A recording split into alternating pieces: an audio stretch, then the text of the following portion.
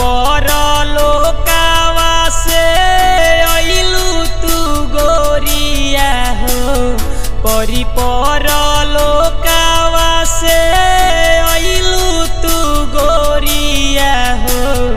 लागेलू दूतिया के चांद हो, फुर्सत से गढ़ले भगवान हो।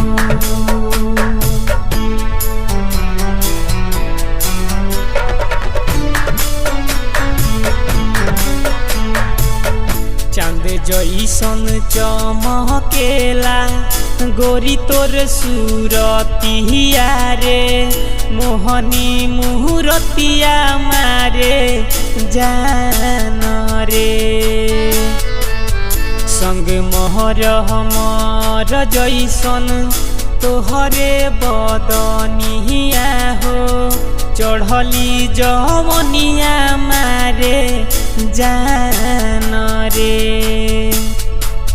दिलवा में बसी गइलू जब से तू हंस के गइलू, दिलवा में बसी गइलू जब से तू हंस के गइलू। मानली हले पानी तोहके जान हो, भविष्यत से गढ़ले भगवान हो।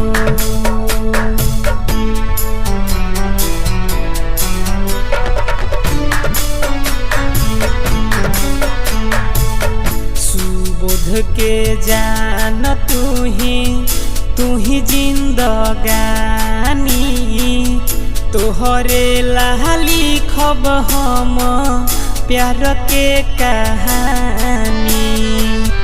सुबोध के जान तू ही जिंदगानी, सहतन जी लिखले बाड़े प्यार के कहानी।